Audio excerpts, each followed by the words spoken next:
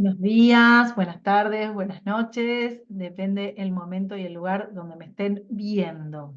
Bueno, en esta oportunidad vamos a hablar un poco de esto de espíritu y materia, materia y espíritu, y también de el triple esquema evolutivo.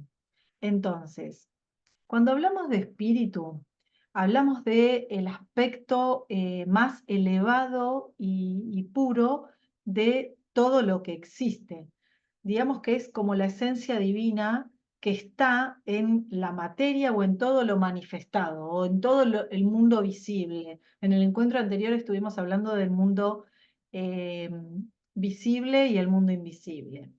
Por medio del espíritu, esta fuente original, lo absoluto, la fuente primordial, se refleja como un aspecto de conciencia y un aspecto de energía. Y ese aspecto de energía también lo podemos llamar movimiento. ¿En dónde se refleja? En todo el universo. Es decir, que cuando hablamos del espíritu es inseparable de la fuente original, de la fuente primordial, de lo absoluto. ¿Y qué pasa? Este espíritu es el que anima o el que le da vida a lo manifestado, a lo que se ve, a lo visible, a la materia. Pero como el pensamiento humano opera en dualidad, ¿qué pasa? Concebimos esta idea de separación entre el espíritu por un lado y la materia por el otro, como que no vemos esta unión, ¿no? Sí, lo que sabemos que hay distintos tipos de materia, por supuesto, porque tiene diferentes grados de sutilidad. Está la materia física, la que tocamos, y bueno, de- podemos hablar dentro de la materia física de determinado grado de sutilidad o de vibración, y tiene la misma esencia que el espíritu, pero va variando esto, va variando la vibración. Y obviamente que es lo mismo, pero si hablamos de espíritu y materia, la materia tiene vibración mucho menor. Por lo tanto, podemos, o sea, vemos ese aspecto denso, aunque si recordamos el ejemplo del encuentro anterior, esto que yo les decía que si hacemos la comparación de un estadio de fútbol y lo comparamos con lo que es un átomo, vieron que el dibujito del átomo está el núcleo en el medio y los electrones y los protones alrededor. Bueno, entre ese núcleo y esos protones y neutrones, si comparamos el átomo y lo llevamos a tamaño de un estadio de fútbol, el núcleo podría ser el centro donde se patea la pelota cuando arranca el partido, que ahí en el medio, bueno, esa marca, ahí estaría el neutrón. Y los protones y los neutrones estarían donde estamos nosotros en las tribunas. Entonces, todo ese espacio que hay entre el núcleo y el electrón y el potrón, perdón, y el electrón y el protón, es espacio vacío, que en realidad no está tan vacío, pero para ejemplificar que la materia la vemos en un aspecto denso, pero si nosotros pusiéramos un microscopio gigante, veríamos que hay un montón de espacio. Pero ¿qué pasa? Como vibra más lento, ese electrón alrededor del neutrón tiene una vibración más lenta, entonces podemos decir que es más densa y la podemos ver. Cuando el electrón va acelerando su giro alrededor del neutrón, es cuando se va sutilizando la materia. Bueno, después seguimos con eso que lo hacemos a través de conciencia. Entonces, esta fuente primordial, esta fuente original, lo absoluto, podríamos decir que vive como en quietud plena e imperturbable. Y el espíritu, al ser como una emanación de esta fuente primordial, va acompañado, podríamos decir, de un movimiento, y eso es como energía. Con lo cual, lo absoluto, además de ser quietud, podemos decir que es movimiento en potencia. Entonces, el espíritu, eh, al ser ese movimiento que estamos diciendo, podemos decir que en términos humanos, como si tiene que hacer algo, ya tiene una tarea, ¿no? Y ese impulso, eso que tiene que hacer es adquirir conciencia. ¿En dónde? En los planos físicos, en los planos manifestados. Es decir, que el objetivo de ese espíritu, el objetivo de la divinidad que somos o que tenemos de nuestro espíritu es ampliar la conciencia. O sea, la conciencia va a utilizar la energía, o sea, el movimiento, nuestra energía, utiliza la energía para que nuestro cuerpo, a través de lo físico, pueda ampliar conciencia. Entonces, y la pregunta podría ser, ¿por qué el espíritu, si es todo, va a venir a descender acá a la materia para ampliar conciencia? O sea, va a venir a sufrir. Y bueno, por la misma razón que, por ejemplo, ¿por qué iríamos al gimnasio a sufrir el esfuerzo físico que supone desarrollar músculos? Bueno, porque vos sabés que si vas al gimnasio vas a obtener un beneficio en cuanto a, vas a estar más saludable, vas a tener un cuerpo eh, más resistente, vas a estar, o sea, vas a saber que esa dinámica de esfuerzos que vas a hacer, venciendo resistencias, vas a poder adquirir o generar esos recursos para vencerlas, esas resistencias. Entonces te vas a llenar de herramientas, o sea, el esfuerzo va a valer la pena en algún sentido, ¿no? Entonces, esto del espíritu son herramientas concienciales que vas adquiriendo, vas ampliando tu conciencia. Y gracias a estas herramientas, el espíritu va a tener la capacidad de girarse sobre sí mismo y va a reconocer lo inmanifiesto de donde emana y nutrirlo. O sea, no somos solo cuerpo físico, lo que decíamos en alguno de los encuentros, somos mucho más. Entonces, en esta posibilidad y capacidad de ir ampliando esa conciencia de lo que somos, eh, vamos también ampliando el foco de nuestra vida y mirar los acontecimientos que van sucediendo, que nos suceden o las circunstancias desde otro punto de vista un poco más amplio que si fuese solo material. Entonces, en términos humanos, esto sería como fundirse con Dios o, no sé, fundirse en lo absoluto, encontrarse con Dios o como uno le dé el nombre a esta fuente original o la energía o la fuente primordial, ¿no? Entonces, el plano físico tiene como una ventaja única porque al ser tan denso, digamos, la lentitud con que gira ese electrón que decíamos y el protón, la lentitud vibratoria hace que la materia eh, cambie, digamos, despacito, por decirlo de alguna manera, o con grandes dificultades. Entonces, uno se va despertando cada día y hay como una realidad coherente, porque no es rapidísimo como cambia, ¿no? Entonces, este es un beneficio enorme porque nos permite ir reteniendo lo aprendido, hacer un proceso de aprendizaje en continuo, que si fuese todo mucho más volátil. Entonces, en el plano de los sueños no es igual que en el plano físico, por esta volatilidad, digamos, eh, no tiene esta ventaja, porque en el plano de los sueños, a uno poder volar, cambiar la realidad con la mente, es tan inestable y tan cambiante que no se puede acumular experiencia, digamos, de un modo productivo. Está todo muy volátil. Entonces, si solo soñás, no podríamos adquirir destreza en ninguna disciplina. Es, por ejemplo, ¿qué pasa? En el plano físico, uno a través del trabajo diario va forjando el carácter. Es como si yo quisiera, no sé, en el mundo es como comparar, si yo estoy haciendo telas, el mundo, por ejemplo, o trapecio, gimnasia así con telas, no sé. El mundo de los sueños es como si yo lo haría sin entrenamiento, por ejemplo, yo que nunca hice telas, me pondría a hacer telas, no sé, sin seguridad, improvisando. Sin embargo, el mundo físico es como, bueno, yo hago telas y ya vine practicando, ya tengo una estabilidad, ya tengo, digamos, seguridad. Entonces, a medida que yo voy repitiendo y voy evolucionando, voy adquiriendo maestría o perfección. Esa es la ventaja de lo físico, ¿no?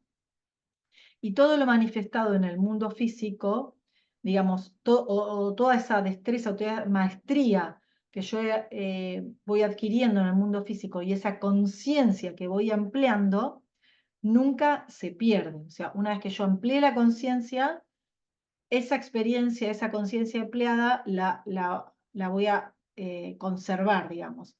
Es decir, que podríamos decir que el espíritu viene a hacer esta experiencia material simplemente por evolución, digamos, por una dinámica evolutiva viene al plano físico.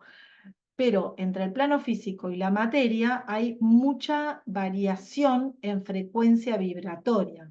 Es decir, que no podría descender directamente, por eso tiene que ir descendiendo de manera paulatina, lo tiene que ir ajustando su frecuencia vibratoria y llega un punto en que no puede, digamos, bajar mucho más esa frecuencia vibratoria para poder, digamos, tener presencia en el plano físico, y ahí necesita como un vehículo adicional que es el que une este espíritu con esta materia, que ajusta esta frecuencia vibratoria, que es lo que comúnmente denominamos alma, que tiene como una oscilación también de variación en frecuencia.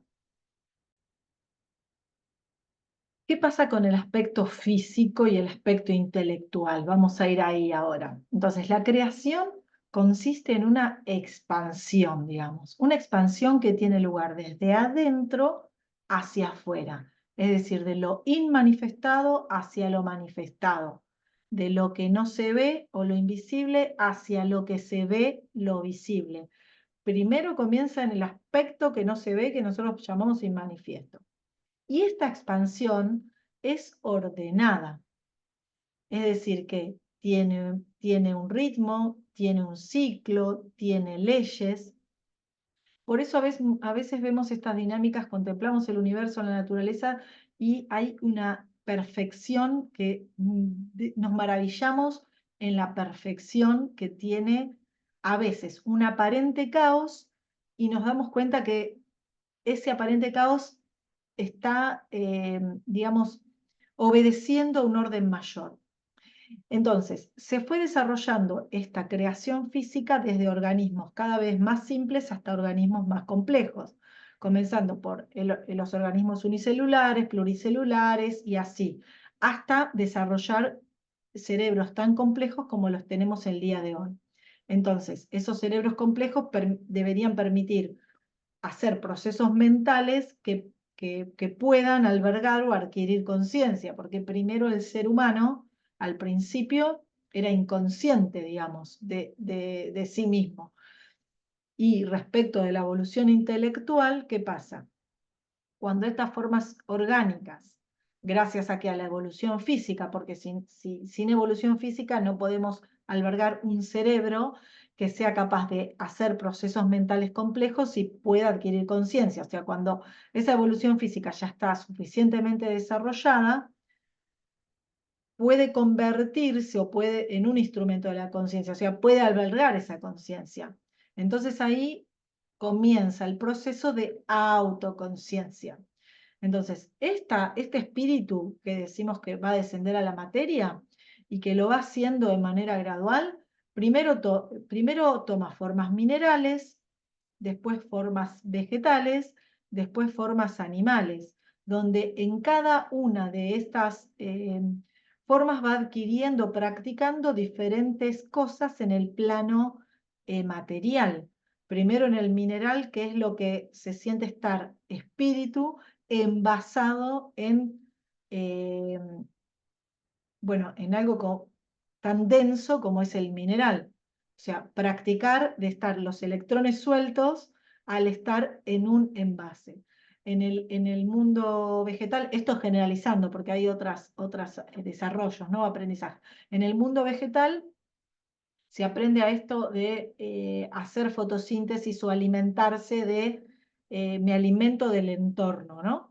Y en el mundo animal empiezo a practicar lo que es vivir en comunidad, por decirlo así, ¿no? O las emociones y los diferentes chakras, pero eso sería para otra conversación. Entonces, tanto el mundo mineral, vegetal y animal podemos decir que tienen almas grupales. Todavía no comenzó, que comienza en la etapa humana, este proceso de individualización o de tener un alma individual. Entonces, este alma individual, que desciende desde lo espiritual, desciende, se encuentra con que se encuentra con el plano mental que está ascendiendo desde la evolución física. Entonces es como un ida y vuelta. El espíritu en descenso y la evolución física humana en ascenso. Entonces es como un punto de conexión. Entonces, el alma individual es la que forma el cuerpo causal o el mental superior. ¿Se acuerdan que creo que en el primer encuentro les hablé de los distintos cuerpos que en los próximos encuentros vamos a profundizar en cada uno, pero a modo de repaso está, por un lado, primero el cuerpo físico, que puede ser el cuerpo físico denso, que es el que vemos, tocamos, y un cuerpo físico más sutil, que es el que llamamos el doble etéreo. Después está el cuerpo astral o también llamado emocional, que es el que vivimos las experiencias, por ejemplo, en los sueños. Después está el mental, que está el mental inferior, que es la mente concreta, la de la supervivencia, y el mental superior o llamado causal, que es esto que estamos hablando ahora, el alma. Y después viene el alma universal, que es la que veíamos antes de los animales, que primero tienen alma universal, y después el espíritu. Entonces, esta alma individual, o que forma el cuerpo causal, es el verdadero instrumento de la conciencia humana, porque permite primero reconocernos como individuo, o sea, las necesidades, y luego nos empezamos a hacer en este proceso de reconocimiento las grandes preguntas existenciales. ¿De dónde venimos? ¿A dónde vamos? ¿Por qué estamos acá? ¿Cómo nació todo? ¿No? Entonces, y eso esas preguntas, eso constituye el hilo conductor ¿de qué? De la evolución en conciencia. Entonces, en un momento dado, dicha evolución, la persona que hace en dicha evolución va reconociendo su origen divino. Entonces, todo este proceso, me lo anoté porque me pareció fantástico esto empezamos, o sea, empezamos nuestra vida centrados en lo material. Después desarrollamos el aspecto egoico para sobrevivir y prosperar en entornos hostiles. Después tenemos, parece relatar una vida, ¿no? Éxitos, fracasos. Después cometemos errores. Esos errores a veces nos culpabilizamos a los demás, a nosotros, nos lamentamos, o sea, nos ponemos en víctima, o nos arrepentimos, sufrimos en distintos ámbitos, experimentamos pérdidas, o sea, la vida misma, ¿no? A veces nos sentimos vacíos en medio de logros materiales espectaculares, pero igual estamos con ese vacío interior.